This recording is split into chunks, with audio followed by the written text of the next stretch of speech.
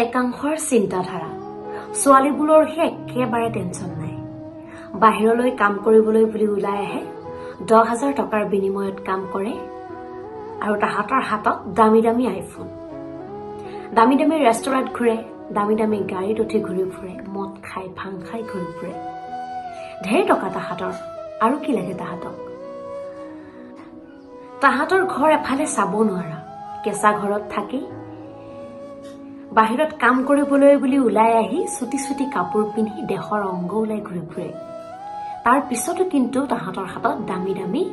iPhone আপোনালোকে কি ভাবে সকলো ছোৱালী তেনেকৈ চলেনে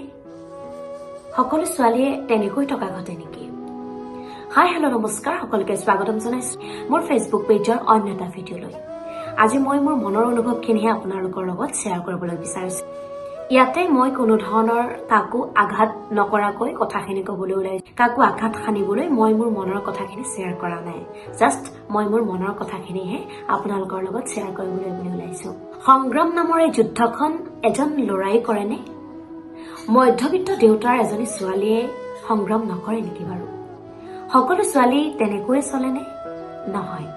সংগ্ৰাম নামৰ যুদ্ধখন মধ্যবিত্ত এগৰাকী ছোৱালীও কৰে টকা বোলা বস্তুটো সকলোকে প্ৰয়োজন হয় বাহিৰত কাম কৰিবলৈ কোন ওলাই আহে যাৰ একেবাৰে নাই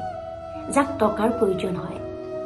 এগাল টকা নথকা দেউতাক অকণমান সহায় কৰিবলৈ বুলি বহুতো মধ্যবিত্ত পৰিয়ালৰ ছোৱালী কৰ্মৰ সন্ধানত বাহিৰলৈ ওলাই আহে সপোন সকলোৱে দেখে এখন সপোনৰ ঘৰ বনাবলৈ বা এখন সপোনৰ ঘৰ সজাবলৈ এগাল টকা নথকা দেউতাৰ হাতত মাহেকে পষেকে কেইটামান টকা গুজি দিবলৈ প্ৰত্যেকজনী মধ্যবিত্ত ছোৱালীয়ে বিচাৰে দেউতাই পিন্ধি ভাল পোৱা এযোৰ কাপোৰ দিবলৈ বিচাৰে দেউতাই পিন্ধি থকা আধা চিঙা হাৱাই চেণ্ডেলযোৰ সলাই এযোৰ নতুন চেণ্ডেল পিন্ধাবলৈ বিচাৰে দেউতাই পিন্ধি থকা সেই উৱলি যোৱা বনিয়নটো সলাই এটা নতুন বনিয়ন পিন্ধাবলৈ বিচাৰে মধ্যবিত্ত পৰিয়ালৰ ছোৱালী এজনীয়ে জখ মাৰিবলৈ কেইটামান টকা মাহেকে পষেকে দেউতাৰ হাতত তুলিবলৈ নিবিচাৰে